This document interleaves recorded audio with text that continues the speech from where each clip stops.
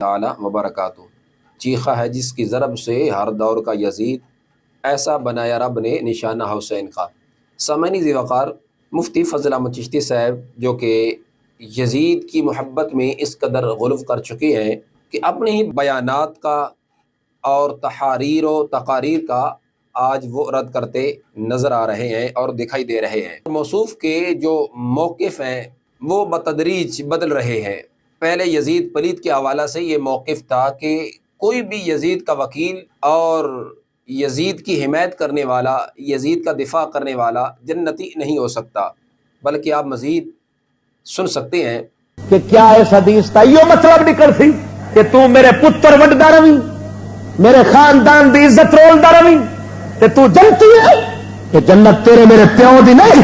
نہ مدنی سرکار انج دی کوئی کھلی چھٹی یزید نو دتی سی، شرط سی کہ ساڈا رہے گا تو جنت جاوے گا۔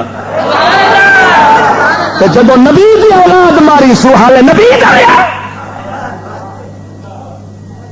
اس دلے کتے دے نال دا کتا ضمانت کوئی نہیں جس مصطفیٰ دے خاندان دی عزت رولیے او دی وکالت کرنا اپنے ایمان دی خیر مناؤ۔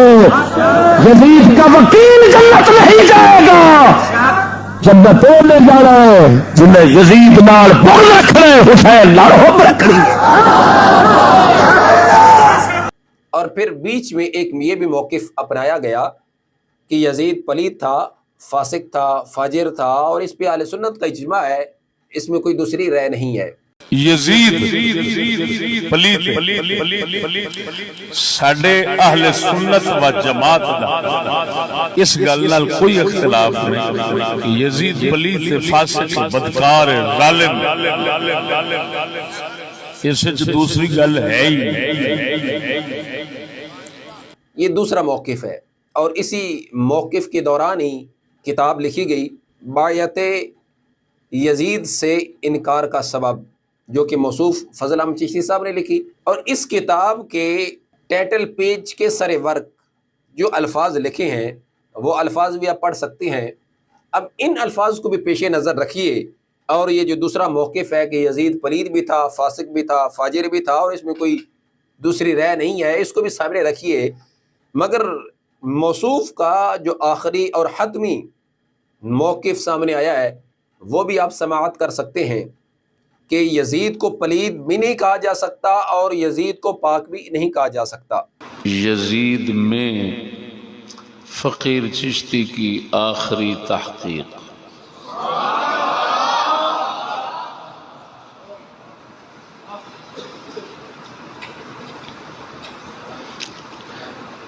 اس میں بندہ ناچیز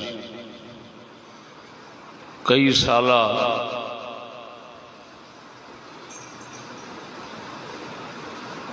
تحقیق کا حرف آخر پیش کرے گا۔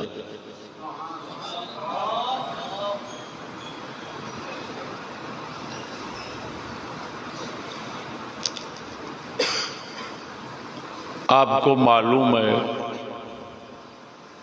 تحقیق تدریجی عمل ہوتا ہے۔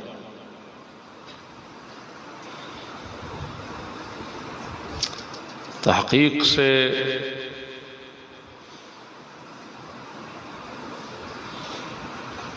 صحیح نتیجہ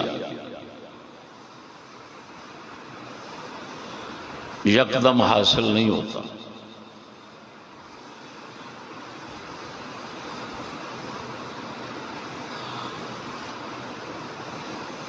جو میں آج بیان کروں گا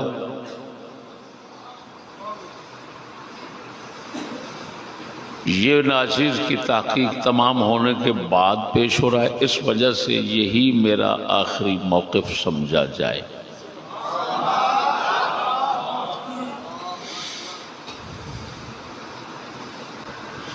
اور وہ آخری تحقیق اور آخری موقف یہ ہے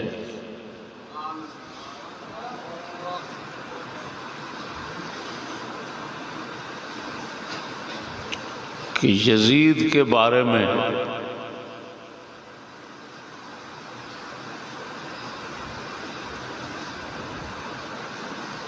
توقف، سکوت، خاموشی اختیار کی جائے۔ نہ اس کو پلید کہا جائے نہ اس کو پاک کہا جائے۔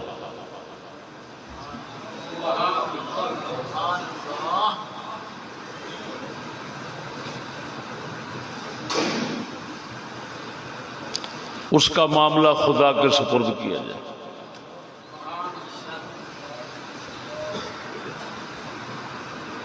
کیا موقف ہے؟ توقف، سکوت، خاموشی، نہ اس کو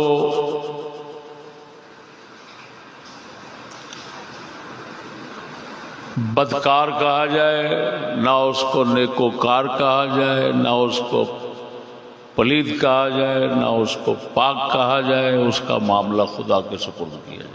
اگر یزید کو پلید نہیں کہا جا سکتا تو پھر ہمارا موصوف فضل احمد چشتی صاحب سے یہ سوال ہے کہ اپنی کتاب بیعت یزید سے انکار کے سبب کے ٹائٹل پیج کے سر ورک جو لکھا ہے یزید پلید، تو ذرا پھر یہ دوبارہ جو جناب کا ایڈیشن اگر تیار ہوتا ہے تو آپ یہ یہاں سے ختم کروا دیجئے، کیونکہ آپ کا آخری موقف جو آ چکا ہے وہ موقف یہ ہے کہ یزید کو پلید بھی نہیں کہا جا سکتا اور یزید کو پاک بھی نہیں کہا جا سکتا۔ اور دوسرے نمبر پہ سامعین وقار عوامی اہل سنت کی خدمت میں ہم یہ عرض کرتے چلیں کہ یزید پلید کے حوالہ سے جو یہ موصوف آج نظریہ اور سوچ اپنا چکے ہیں اور پھر جس انداز میں یہ کلابے ملاتے ہیں، تانے بانے ملاتے ہیں کہ یزید کو نومینیٹ کرنے والے، منتخب کرنے والے تو صحابی رسول حضرت سیدنا امیر معاویہ رضی اللہ تعالی عنہ تھے، اور پھر ان کو آگے گورنر منتخب کرنے والے فلاں صحابی رسول رضی اللہ تعالی عنہم تھے، اور پھر یہ سلسلہ چلتا ہوا تاجدار صداقت حضرت سیدنا صدیق اکبر رضی اللہ عنہ کی ذات تک پہنچے گا، اور پھر برگاہ رسالت مآب صلی اللہ علیہ وسلم تک، اور پھر اللہ تعالی جل جلالہ کی ذات تک پہنچے گا۔ جنہوں نے غلو کیا یزید تو پہلے دن سے ہی کافر تھا، اس نے تو رسول کو پہلے دن سے ہی نہیں مانا، یہ روح المعانی والے نے لکھا۔ اس کا نتیجہ کیا ہوا؟ اس کا نتیجہ کیا ہوا؟ اس کا نتیجہ کیا ہوا؟ جب یزید اتنا بڑا کافر اور پہلے دن سے ہی رسول کو نہ ماننے والا ہے تو اس کو خلیفہ بنانے والا معاویہ اور دیگر صحابہ وہ تو اس سے بھی بڑے کافر ہوں گے جنہوں نے ایک ایسے شخص دشمن رسول کو حکومت دے دی۔ اچھا تو پھر اگر معاویہ اور یہ لوگ انہوں نے ایسا کیا کہ وہ کافر ہوئے تو اس معاویہ کو تو ملک شام پر اپنا نائب اور امیر رکھنے والے حضرت عثمان اور حضرت عمر تھے، تو بڑے کافر تو معاویہ سے وہ ہو گئے۔ بھائی پھر صدیق اکبر نے عمر کو چنا تو ان سب سے بڑا کافر نعوذ باللہ صدیق اکبر بن گیا۔ اور بھائی پھر یہ سارے صحابہ انہوں نے اتنے بڑے کفر کیے تو اس کا مطلب ہے انہوں نے قرآن کو بھی بدلا ہے۔ اچھا قرآن کو بدلا یار، پھر یہ ساری بات رسول پر آتی ہے، اگر رسول نعوذ باللہ کسی کھاتے کا ہوتا اس کے سارے یار ایسے بگڑ جاتے۔ وہ پھر چھوڑو یار یہ ساری خدا، اس کو خدا کو کیا مانے؟ وہ خدا ہے جس نے یہ سارے فساد ڈال رکھے ہیں، وہ خدا ہے جس نے یہ سارے فساد ڈال رکھے ہیں۔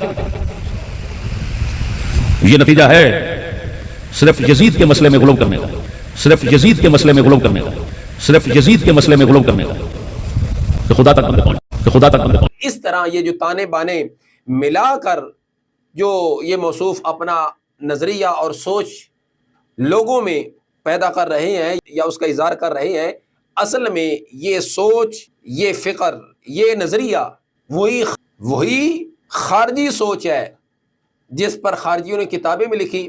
ایک دو کتابیں میں آپ کی خدمت میں پیش کرنا چاہوں گا۔ آپ یہ کتاب دیکھ سکتے ہیں، رشید ابن رشید، اس کا پیج آپ دیکھ سکتے ہیں۔ اس پیج میں صرف اور صرف آپ وہی الفاظ دیکھیے کہ جو الفاظ آج موصوف فضل احمد چشتی صاحب پیش کر رہے ہیں کہ اگر ہم یزید کو فاسق مانے، فاجر مانے، جری علی القبائر مانے تو پھر اس طرح اعتراض سیدنا امیر معاویہ رضی اللہ تعالیٰ عنہ کی ذات تک جائے گا اور پھر یہ سلسلہ آگے بڑھے گا۔